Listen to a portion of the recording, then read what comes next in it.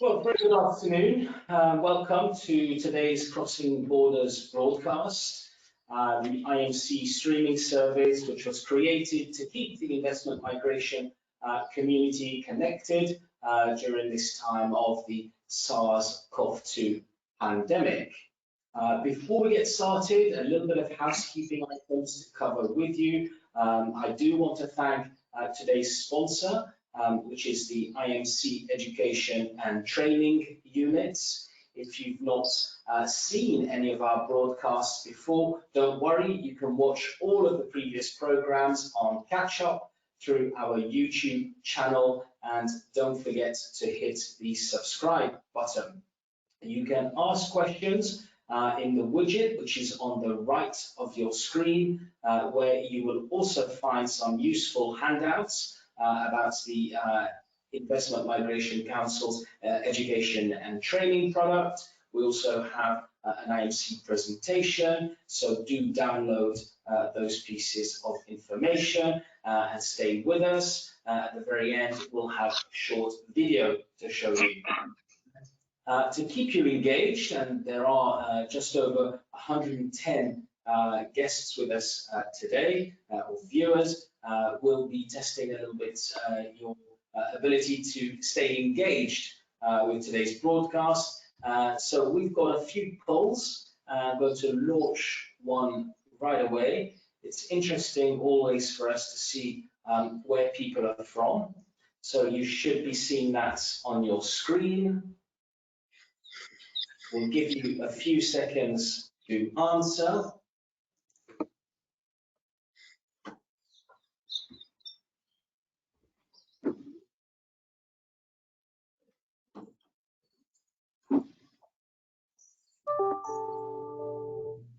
All right, I think we've got about 80% of responses in. So I'm just going to close that and share the results with my fellow panelists. As you can see, then today we have 24% from the Americas, 37% from Europe and Africa, and then Middle East and Caribbean 15%, and Asia Pacific 10%. So good varied results from all different continents. So I'm just going to close that off now, and you should be seeing us. All right, good. Today we're going to be discussing the socio-economic impact of the SARS-CoV-2 pandemic and how it has affected the East Caribbean states, particularly those that have citizenship-like investment programs. We'll also take a look at government finances and some of the key factors that will stimulate the growth going forward. So let's kick off by welcoming everybody's today's speakers. Just below me is Dr. Mario Gutierrez, who's the macroeconomic advisor at the IMF and macro fiscal consultant for the World Bank. Mario is a University of Chicago PhD in economics and is presently the macroeconomic advisor for the IMF, stationed in Dominica. A warm welcome, Dr. Gutierrez. Thank you. Next is Ambassador Colin Murdoch, who had some technical problems in joining us. So instead, he is replaced by Charmaine Donovan, who holds the distinctions of being the first national of Antigua and Barbuda and the first woman to head the country's Citizenship by Investment unit, with an almost 9-year tenure at the Eastern Caribbean Central Bank. Charmaine has also served at the Eastern Caribbean Securities Regulatory Commission and worked at the Bank of Nova Scotia. Senior Manager of Compliance for the East Caribbean region, responsible for anti-money laundering and financing of terrorism, and is an expert in regulatory compliance for 9 countries, including Barbados and Saint Martin. I hope I got that right, Charmaine. Good afternoon. Yes, Bruno, thanks.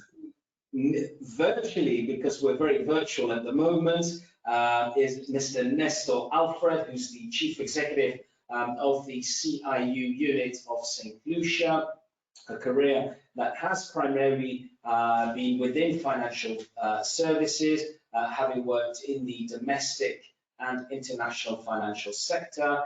Nestor, you've held senior and executive positions within the banking sector in Barbados, the Cayman Islands, and of course your native St. Lucia.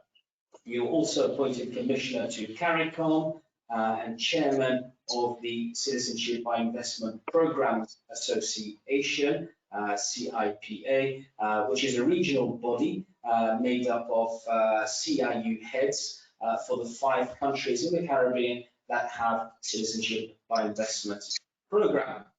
And then last but not least, Mr. Les Khan, who has over 20 years experience within large financial and risk management organizations. Les, you were appointed to overhaul the Citizenship by Investment unit of St. Kitts and Nevis, and you are currently the CEO of the St. Kitts and Nevis Citizenship by Investment unit. So a very good afternoon or a very good morning if you're in the Caribbean, and welcome to this broadcast. Remember, if you do have any questions or comments, please use the widget on your control panel. So I want to start straight off with a short introduction from the panel on the state of affairs in respect to the health situation in your beautiful countries, and then move on to Mario Gutierrez from the IMF for his presentation. So start with ladies first. Charmaine, Donovan, what's the situation on the ground in Antigua and Barbuda in regards to the COVID-19 pandemic? Thank you, Bruno. For the entire period, we have recorded 25 cases, 25 confirmed cases of COVID-19. And of those 25, we've experienced 3 deaths, and there are only 2 persons left to recover. So in terms of Antigua's management, Antigua and Barbuda's management of the pandemic, I would say that it's because of a unified front across the Caribbean, as well as ensuring that they jumped out in front of it from very early, from the onset. The first case that was recorded in Antigua, thereafter, the country went on lockdown. So we are currently in a state of emergency. This has been extended for another 60 days. However, based on what has been happening, the government has been able to manage the spread. And so what we have been experiencing is a gradual relaxation of the curfew. So we started out with a total lockdown with only essential services operating. Then we allowed persons to be able to leave their homes to obtain vital items. So you were able to do that within a 5-hour period, 7 to 12.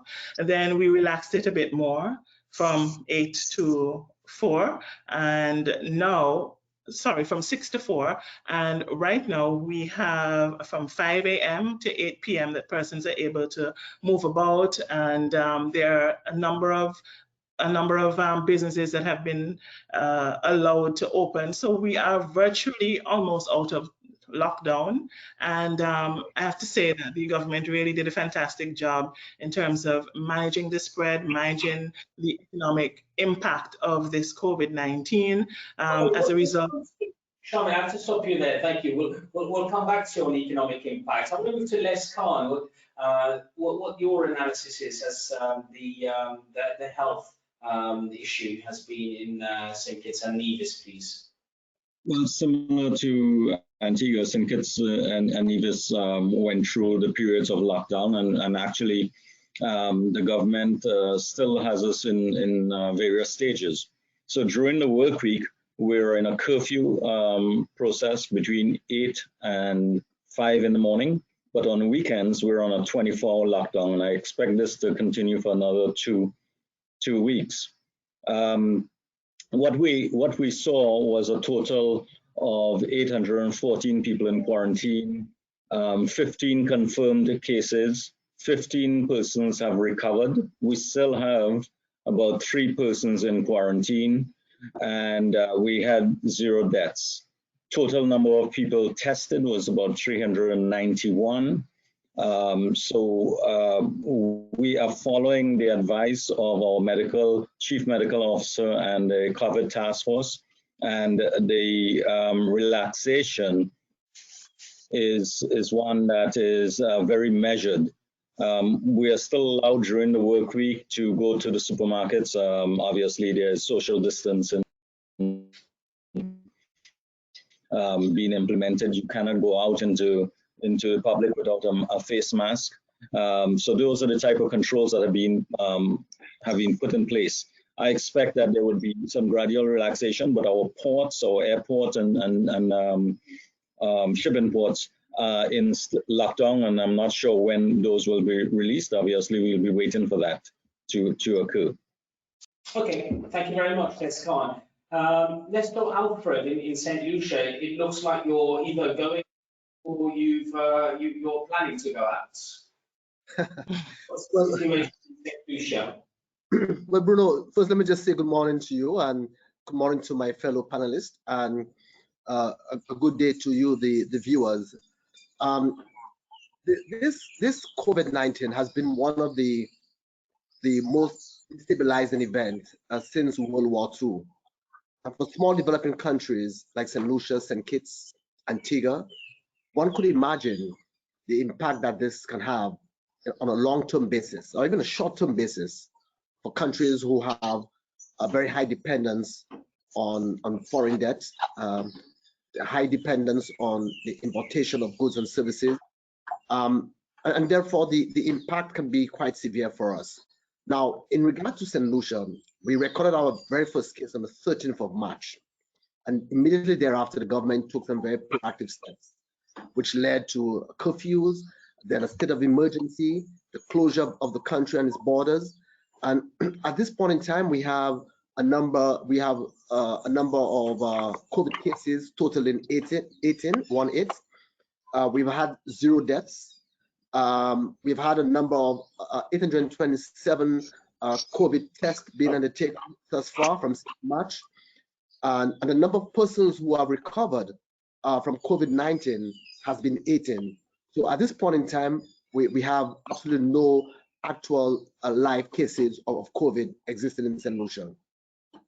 However, very interestingly, from June the 4th, the government has made a decision to open its borders once again, but specifically to US visitors coming to the country in regard to having some of the hotels open and doing business, but of course with a very limited on a very limited scale, and with all the various protocols being established and maintained. Thank you. Thanks for that. Thank you all for the roundup. I want to move to you, Dr. Gutierrez. You're in Dominica, looking at the economic impact of this. You've got a few slides. I guess my first question is from a high level. How is this crisis affecting the economies in the region? Well, this is they're going to be a very huge impact, and probably something very, very bad I've never seen in my life, and probably one of the greatest things since the Great Depression of the 1920s, and it is affecting extremely bad, especially countries that are exposed to tourism, because they depend on that. And with this pandemic, all tourists are really scared of going again into a cruise or into a plane, going to the beaches, going to the islands, because as you know, it's very dangerous, the situation, and we all know that these countries in Caribbean, they don't have enough resources. So what we can expect them to do to improve their health systems is not really something that can be done in Europe or other more advanced countries. But well, I will go into the into this more in details, we have seen huge drops in GDP growth, increasing unemployment, deterioration in social conditions.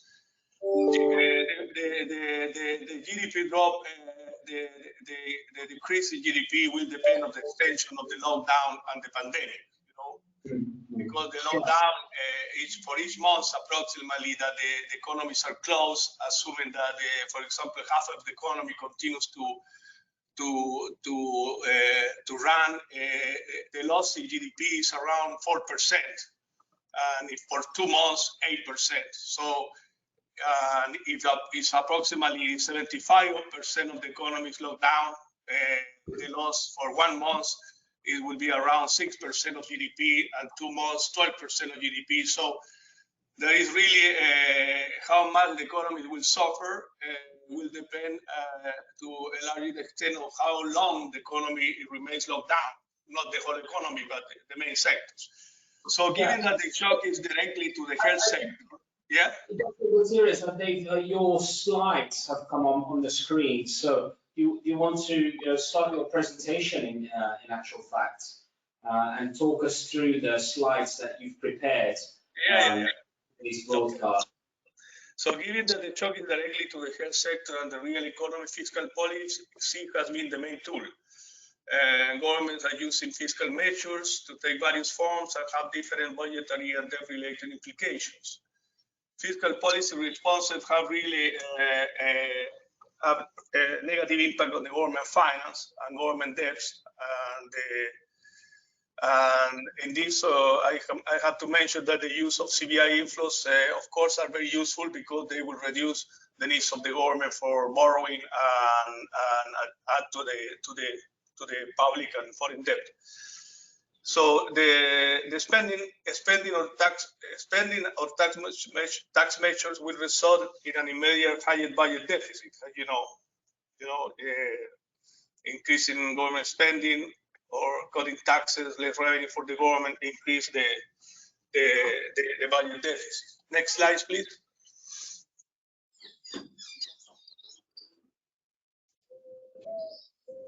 Yeah, support to companies in financial trouble through loan or equity injections does not impact budget directly, but would increase debt if additional borrowing is needed. The extension of government guarantees also for state-owned enterprises granted to banks, firms, and households have no immediate upfront cost in the form of deficit or debt unless the expected cost is budgeted, but create a contingent liability, as you know, with the government exposed to future costs on guarantees. The scenario of recovery for the second half of this year and on 2021 depends on the effectiveness of policy actions taken during the pandemic and the recovery of the tourism industry in the case of the Caribbean islands. Recovery is being assumed in the World Economic Outlook and many organizations, international organizations, that will start in the second half of this year and continue in 2020. But it will ultimately depend on the crisis being fading out from June onwards, which is uncertain. Uncertainty remains until the COVID vaccine is discovered or an effective treatment for the illness is put in place. Next slide, please, Bruno. Yeah. So we see in this chart the numbers are from the latest World Economic Outlook of April. As I mentioned, the high impact on economic growth.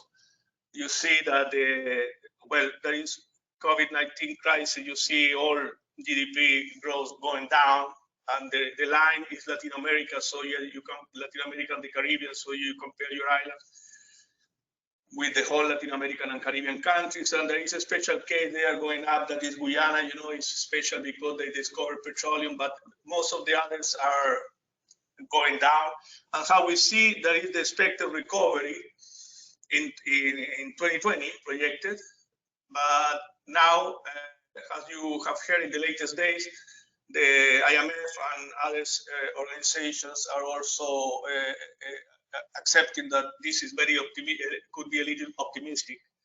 that the slump maybe could continue in 2020 and take more time for the recovery. So this scenario could be on the bad side, a little optimistic, but it all depends on the how much this pandemic continues to affect the economy and the social sectors.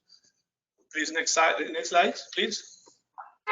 So, as I mentioned also, in reaction to this, and also without reacting, because government revenues are going out, but with reactions, with the policies reacting to this, that implies additional spending, the government finances are really under stress, especially has been in the islands, because all the islands, they have high level of public debts, fiscal deficit, not easy access to external financing. So it's not an easy situation, and now it's going to be the situation is worsening more because of the reaction, different measures being taken to contain the pandemic and to open a little bit the way for recovery.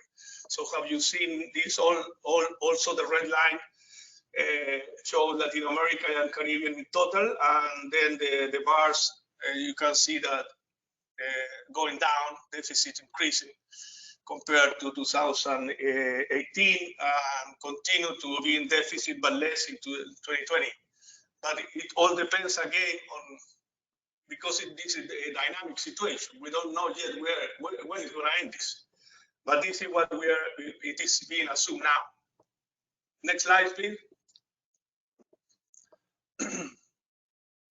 So the actions are crucial in the handling of the crisis. And this is important because the economic fallout reflect particularly acute shocks in a specific sector.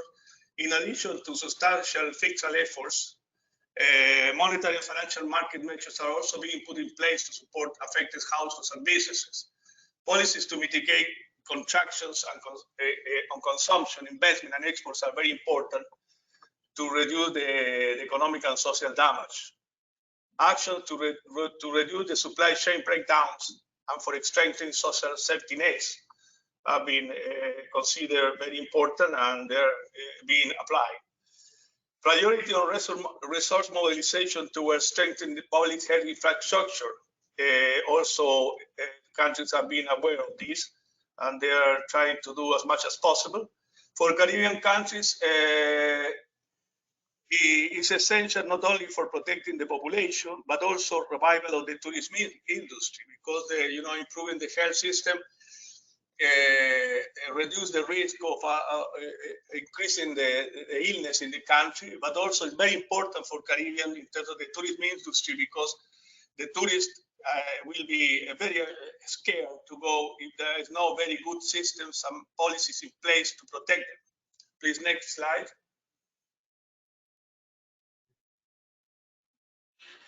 Actions to prevent the occurrence of financial crisis are very important. Also, central banks' actions include monetary stimulus and liquidity facilities to contain financial systems systematic stress. In the case of the Eastern Caribbean Currency Union, of course, they have a common central bank, so it would be the Eastern Caribbean Central Bank that should lead on this management of liquidity to avoid the stresses in the financial system. Supervisors also should encourage banks to renegotiate loans to distressed households and firms, and encourage banks to credit unions and credit unions to assist firms and households, because many people are in trouble of paying back the loans, and see many countries are taking action on this too to alleviate the burden of debt for families, and especially also for small and medium enterprises, but also large enterprises. We have seen airlines broken, having big travels and big hotels. So closely monitoring on the financial sector is crucial to prevent the financial instability, because the banks will be affected by the payment of loans. So it is very important to closely monitor how the financial system performs, and if it is necessary, the central bank will have to go and help. Most policies should be designed to, what is important, and I have seen in other Latin American countries problems because of this, most policies should be designed and communicated as temporary and extraordinary measures. So the people have to understand that this policy will not be forever, because that will create, or if it is forever, well, it has to be said that way, but don't create uncertainty, because then it could create additional problems, social unrest, when the policies are lifted or the measures are lifted, and the idea is try to avoid additional social tensions after this crisis fade out. The economy is facing financing constraints to combat the pandemic and its effects. To seek fast external support, if possible on concessional terms, to avoid increasing the problems in the balance of payment, in the fiscal accounts, on the payment of interest and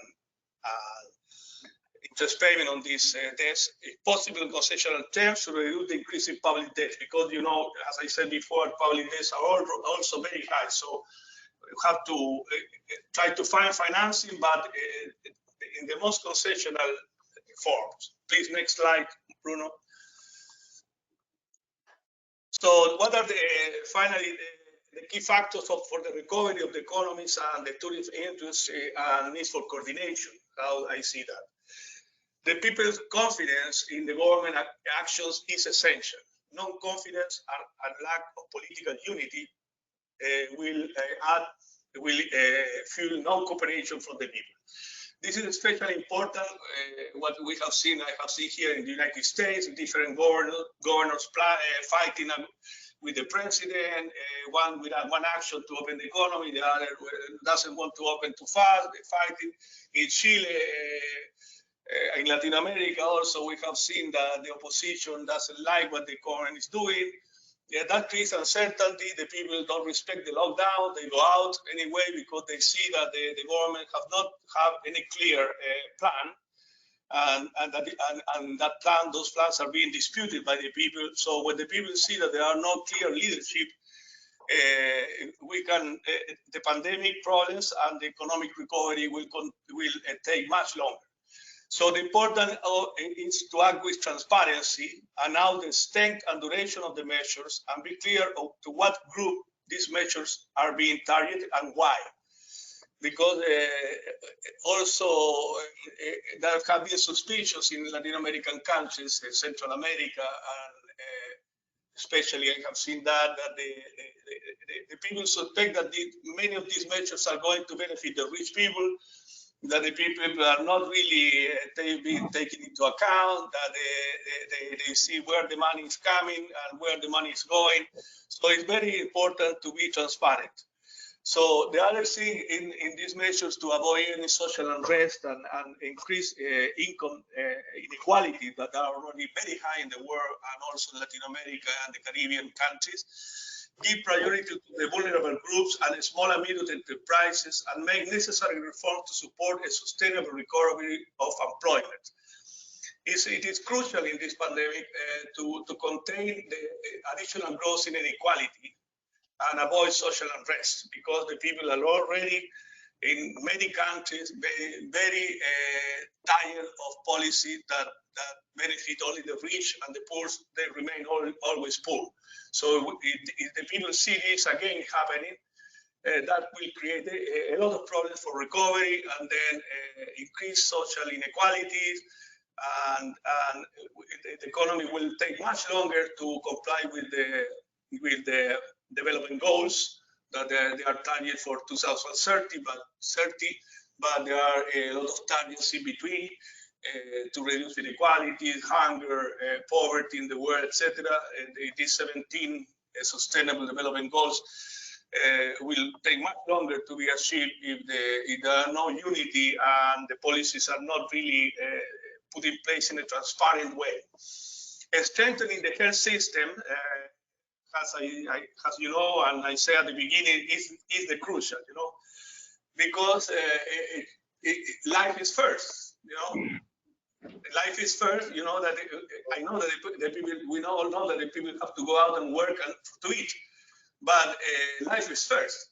So the government have to ensure first that life, the health of the people are being protected, and find a way to continue feeding the people, so that we don't have only, in addition to this pandemic, because of this virus, we will not have again next pandemic of hunger pandemic. You know, the people not having money or not having food start going into a long times in Africa, where the people start dying because they don't have anything to eat. In all this, coordination is very important. Not only it is important in health actions to reopen the economy.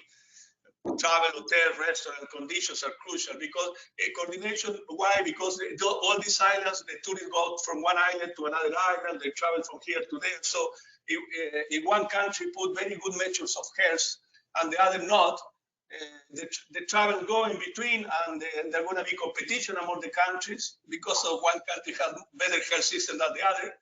But in addition, it's going to expose the countries to a second wave of contagion, and as we have seen in the Spanish flu, this can be repeated. If the reopening also is proceeding very fast, just because to attract tourism and to make people happy going back to work, is also has to be done very carefully, because if there is a second spike of this virus that many are predicting, well, in Latin American countries, in Chile, for example, it's happening already, because they started to open too much the malls, shopping malls, and all that. Then they have to close the mall 1 week later because the contagions increase a lot. So these are my messages, and I know I can say much more, but we all need time to talk. So thank you very much.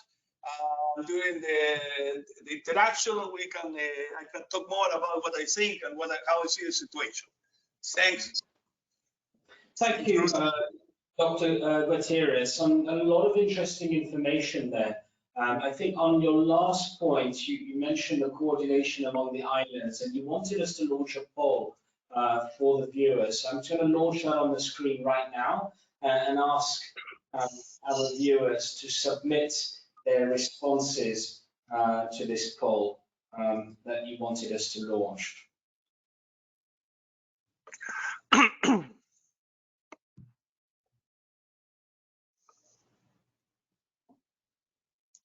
Give you a few more seconds.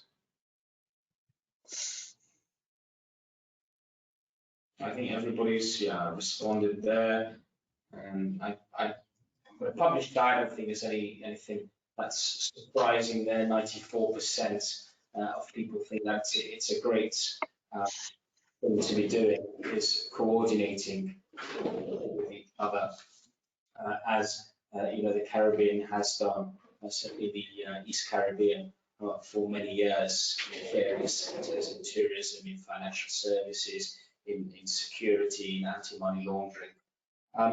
I want to come to St. Lucia, in actual fact, and to Mr.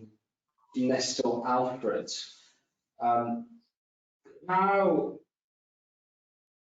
has St. Lucia responded, or is planning to respond to the economic recession or crisis that is surely coming, and is around the corner, given some of the charts that Mario Gutierrez proposed, in terms of what looks essentially like a V-shaped return.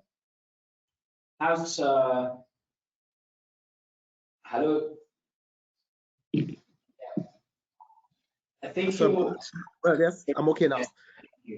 Thank you for this question. I think Dr. Gutierrez really set an amazing platform to show the kind of challenges that any government or the Caribbean can face, and the challenges that are before them in regard to balancing the whole approach to COVID, and ensuring as well that the countries remain sustainable and that the economies don't collapse. for St. Lucia, and I'm sure for the rest of the islands and the world in essence, it's really a balancing act. I think for us, we've been able to control the COVID spread. We've had 18 cases. All of those persons have been cured for one reason or the other. And the question now for this country is whether it still remains in lockdown, or does it relax its curfew hours? It has done that in regard to its curfew hours, and it has removed from the 24-hour lockdown. But the question now for this country is whether it returns to some form of normalcy. Because if it doesn't, the situation can be very dire. So for example, the revenues that have been generated at this point in time is significantly reduced than what it would have been in normal situations. Then there are issues in regard to funding even existing projects. There are issues in regard to salaries of public servants, recurrent expenditure. So it's really a challenging situation. So the government has decided, come June the 4th, that with a very deliberate approach, it would open its borders to US citizens who are willing to come into St. Lucia as tourists. And the government has taken various measures to maintain the protocol procedures. And most of those tourists who will come to the various hotels, and it's just a few hotels that are going to remain open, they are going to remain within the confines of this hotel. They'll not be allowed to rent vehicles and move around. And the usual, the daily testing of those individuals will continue, the temperature. But the government needs to, I think the government's desire is to ensure that the tourism sector does not collapse totally. And so these are one of the most proactive measures that the government has undertaken. And in the coming days, one will see what the impact of this would be. Sure. I now want to come to Charmaine.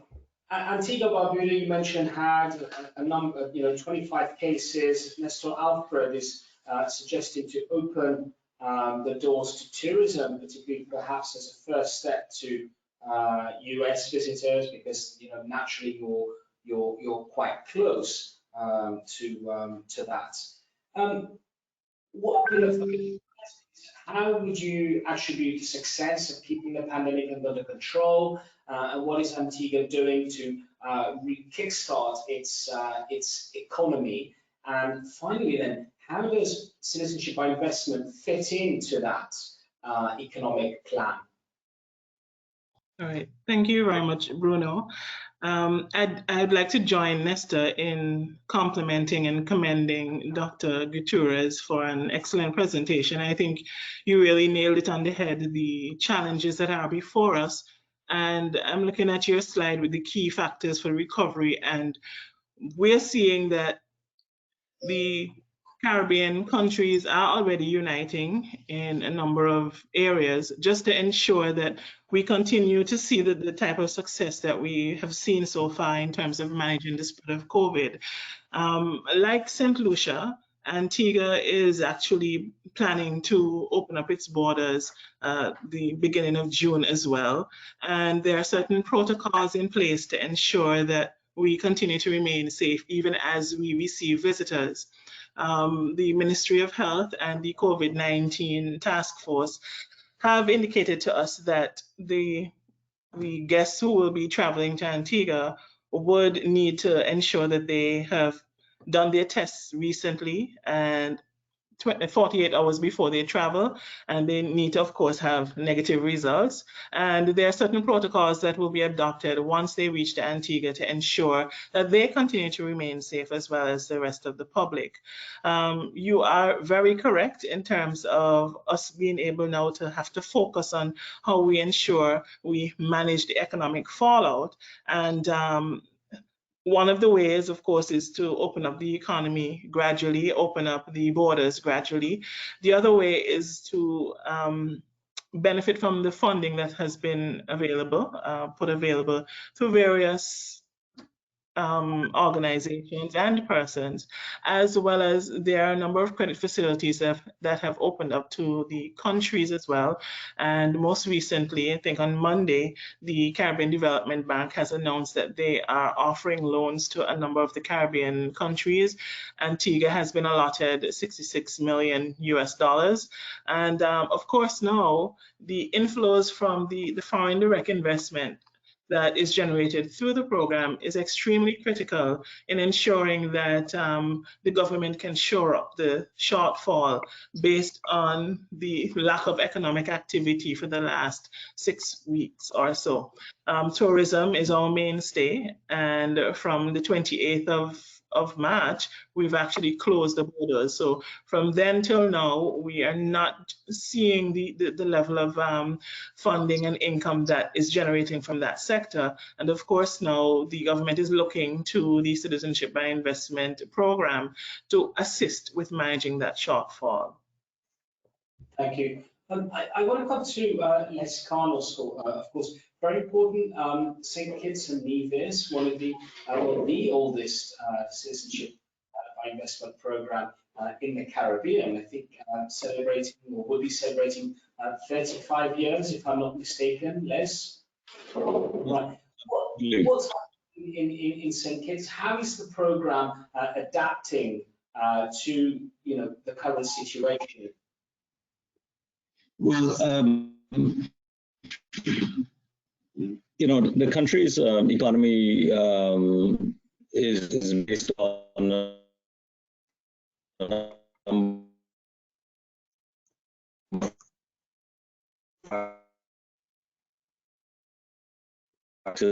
one is obviously tourism, and the tourism industry had started to really kick off through the cruise, played a predominant role in shoring up the economy and ensuring that the Federation had enough reserves.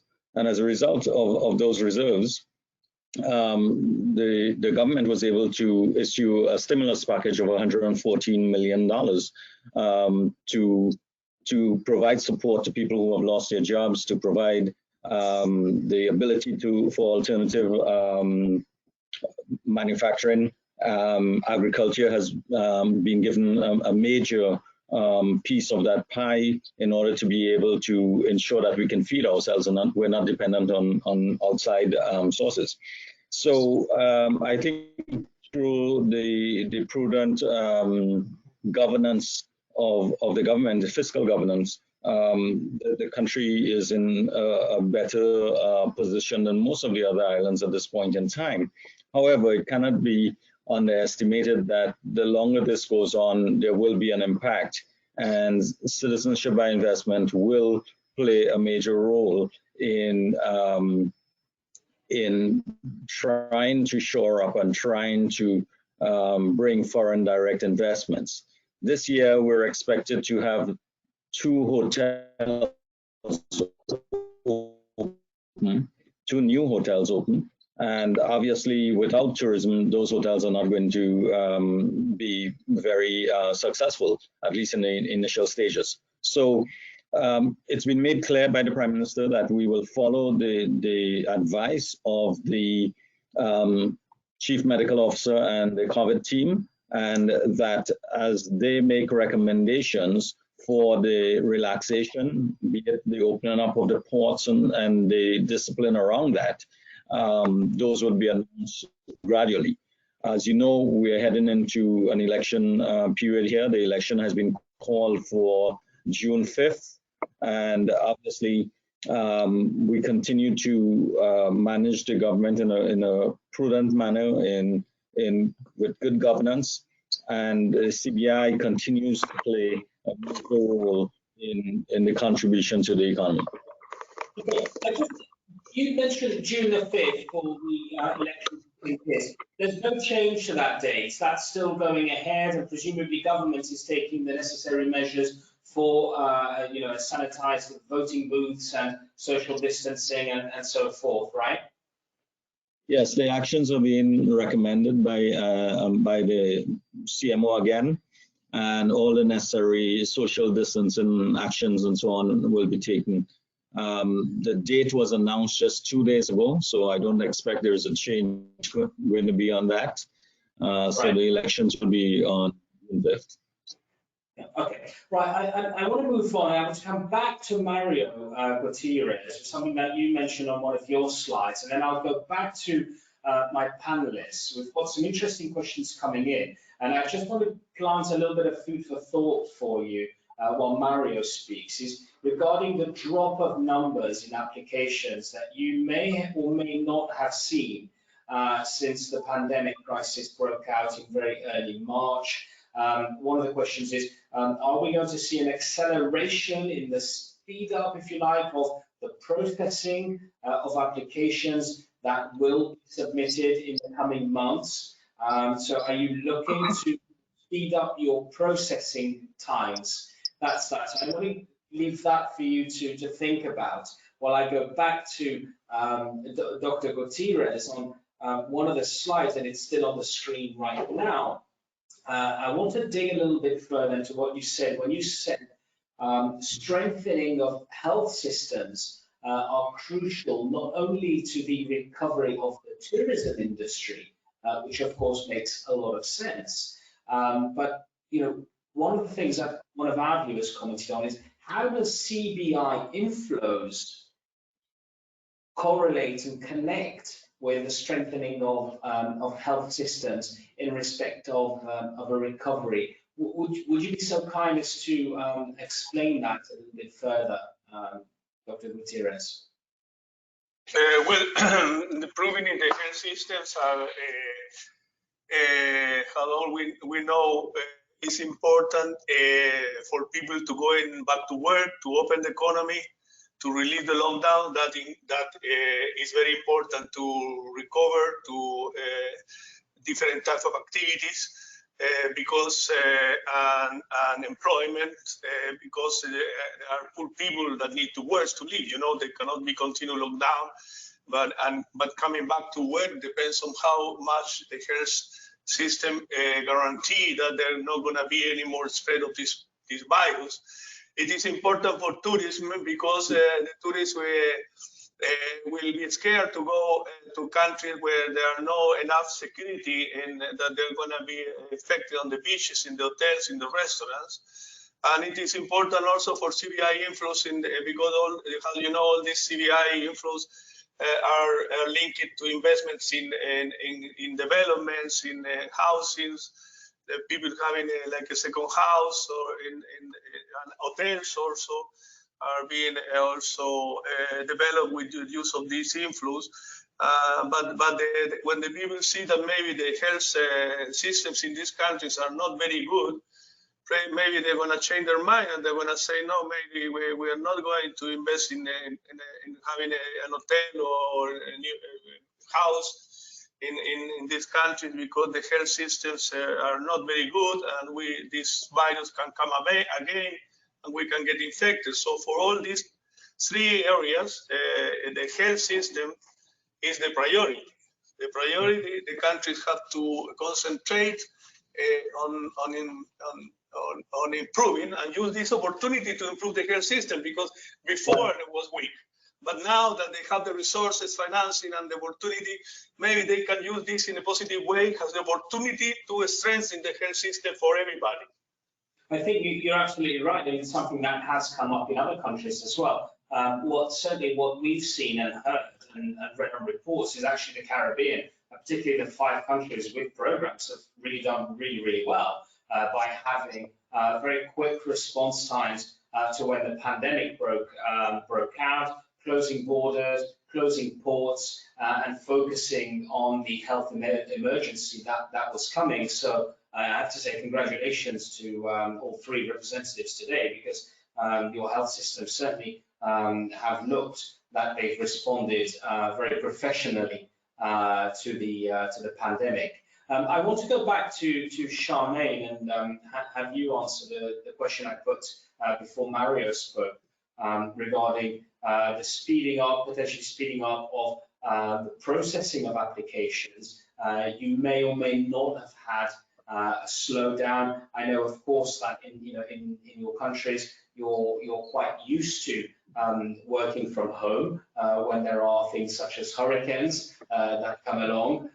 So you're actually quite mobile. It's not always the case in Western Europe, where a lot of people are used to going into the office. But I know in the Caribbean, you're generally quite prepped up for these kind of emergencies. Do you see any kind of speed up in the application process? Are there any changes that are coming to the program in the coming months to address the economic challenges ahead? Okay, well, first off, we actually made some changes to the processing of the applications. We have made some adjustments to streamline the submission of documents to the application, because we are aware that the entire globe is on some sort of a lockdown, and it would affect their ability to submit the full suite of documents that are requested for the application process.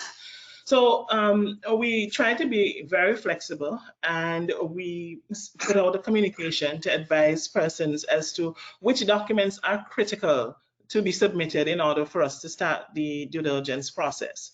So these are minimum level documents like the ID and proof of address and proof of income, just to ensure that we can do a thorough background check. And then once the application has reached the final stage, there are other documents that are requested for the banking end of it once the application is approved, as well as critical documents for the passport process. We've received positive feedback from the stakeholders in terms of how we've streamlined the documentary submission. Just before the pandemic really hit our region, we had already been working on electronic submissions for the application. And so we had pilot tested the application, and it just so happened that the same time the country was on lockdown, we were able to roll out that application, and we are actually receiving applications electronically as well. You did ask about slow down in processing and speed up in processing.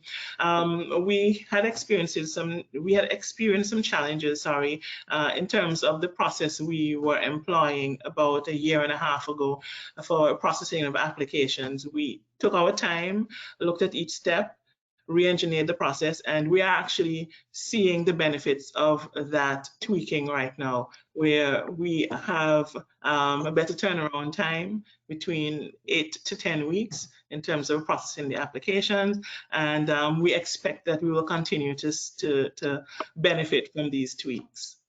Fantastic. Mr. Lescon, your words on the speed up of applications, or perhaps it's a good opportunity to tell us what changes are in the pipeline in St. Kitts and Nevis for its program. I know it's of course an election period for you now.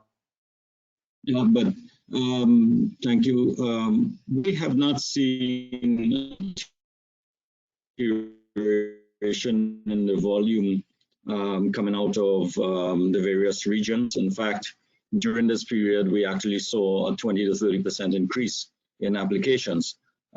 We also, similar to Antigua, we were one of the first countries to put out there that we will accept certain documents electronically and avoid not necessarily asking for things like apostille or notarization and so on, but the key documents that would start the due diligence process. We made it very clear to all of our agents and applicants that there is no way that we're going to compromise our due diligence or vetting and our whole process.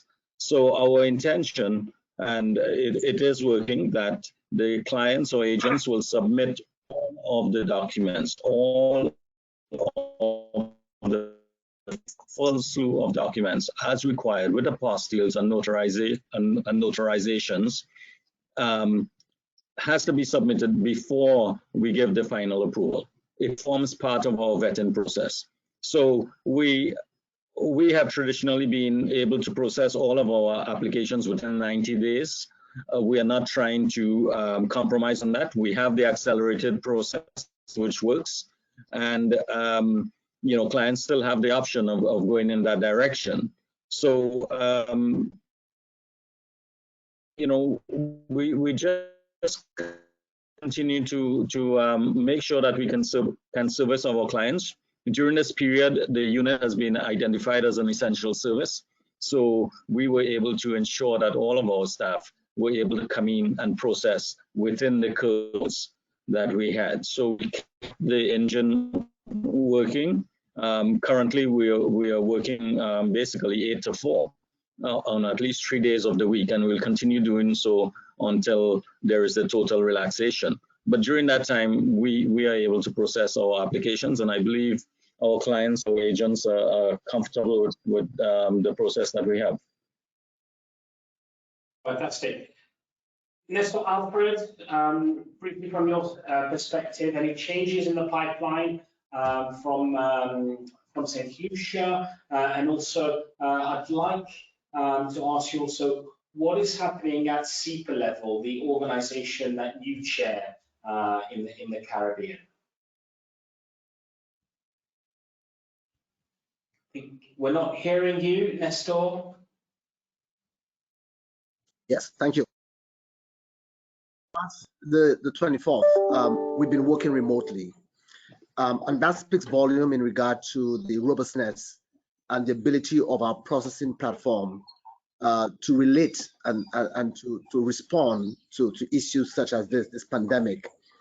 And we continue processing applications, continue providing citizenship, granting citizenship, and the issuance of passports by the Passport Division continues from since March the 24th. We are gradually opening the office, but what we've also learned is that the office is quite capable of working remotely even beyond this pandemic. So that in itself is quite interesting. You know, the CIP has become a very important, has always been a very important revenue path for the governments of this region, and it's become even more so with this pandemic. And I think one of the unique features of this program, in the case of St. Lucia, for example, it's its ability to continue generating revenue irrespective of a pandemic or a hurricane. So that in itself is quite comforting for any government. Again, with the hope of increasing our revenue, the government had to make some rapid changes to the program. And one of the most fundamental changes that we made is the introduction of a COVID-19 relief bond. And that bond is only for a short duration, up to December 31st. And of course, the rationale behind this bond is quite understandable. With the reduction in government's revenue, government had to find a quick way of jump-starting the intake of some revenue. And the government initiated through CIP this COVID-19 relief bond. The bond starts with a face value of $250,000 and with a holding period of about 5 years. And then it moves to a face value of $300,000 US, but the holding period extends now to 7 years. So we're hoping with this bond that the government can generate within quick time, at least by 31st of December 2020, the revenue targets that it hopes to achieve. Other than this, the government has made some changes in regard to creating what we refer to as a niche market for families. As you know, we have one of the most competitive pricing when it comes to single applicants through the donation route. And the government has seen an increase in applications for families coming out of Russia and Nigeria. And therefore, the government has responded to that market by ensuring that it makes the necessary amendments to the legislation to accommodate this. So, for example, a qualifying applicant with a spouse and up to 2 other qualifying dependents, the donation amount is $150,000 US. So, and government will make some further amendments to the principal legislation that hasn't gone to Parliament. So I wouldn't want to just talk about it that much. But all I can say is that what this proposed amendment to the Principal Act would do is to expand the terminology or the term to qualifying dependent. I think the market for a long time has been knocking on the doors of St. Lucia CIP, saying that the the definition of qualifying dependent is too restrictive, and surely it has been. And now we are going to expand that that definition to accommodate as many qualifying dependents as we possibly can. So these have been St. Lucia's actions towards the CIP program, and ways in which it hopes to generate a greater level of interest and revenue when it comes to this program. All right, thank you. And Nestor, very briefly, because we have we're running a little bit of time, but we've got some great questions that have come in. What's happening at the SEPA level, please? You know, Bruno, I think SEPA has not been as effective as it should. And that's for several reasons, and we need to be very practical about this. SEPA is a grouping of the various heads of the programs within the Eastern Caribbean Islands. All of those heads are committed to undertaking their own tasks within their respective islands. We have different structures in regard to reporting. We have different positions, and I think we sometimes when we meet we can agree on certain things, but I think the process has not been smooth, and that is a clear testimony of SEPA maybe looking towards a reorganization, because as it is now, I don't think it is working as effectively as it should. Interesting. Okay, so you're working on that, presumably with your colleagues who are with you today, Charmaine and Les, and we look forward to hearing on the developments, because we think it's great that there is coordination between the East Caribbean states that have citizenship by investment programs. There are other questions that have come in. Unfortunately, we can't get to those, so I would ask the viewers to send those questions via email. Any specific questions, you can either, of course, write to either Charmaine, Nestor, or Les. Any general questions, we can pass on to Dr. Gutierrez. Any questions for the IMC, of course, you send to us. Our email address is info@investmentmigration.org. I want to thank you very much for joining us, Dr. Gutierrez, Ms. Donovan, Mr. Alfred, and Mr. Khan. I hope you, the audience at home, enjoyed and found today's interesting. If you're not already a member of the IMC, then please visit our website for information on joining and supporting our work, and finding out about daily updates about what's happening in the industry right now. We'll be back next Wednesday on the 27th of May with a regional update from the IMC representative offices, and we'll also be talking to a global travel expert who will give us his insights onto how the global travel industry may look like in the months and years ahead. So join us on the 27th of May and hear about those updates and the events business. Please remember also to complete the survey at the end of this broadcast. So thank you very much once again, Charmaine, Les, Nestor, and Mario, for joining us today. Stay safe, and we look forward to seeing you again very, very soon, either in the Caribbean or in Europe, or perhaps in South America. So goodbye, and thank you very much. Thanks. Bye. Welcome. Thank you. Good day. Thank you, Bruno.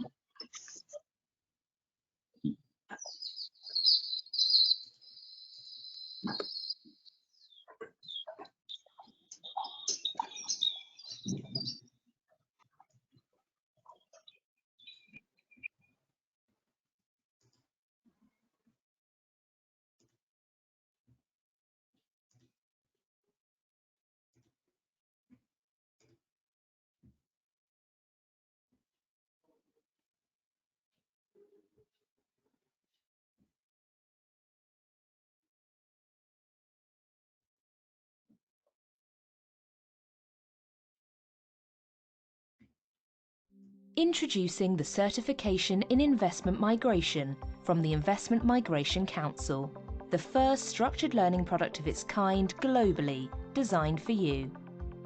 Explore the bite-sized learning pathway of each module on our custom online platform. You can track your progress as you go and learn at a pace that suits you, with an estimated 5 hours of study time per module. The Certification in Investment Migration contributes to the development of professional competencies and standards for those new to or already working in the industry. So, what are you waiting for? Visit our website to start your learning journey today.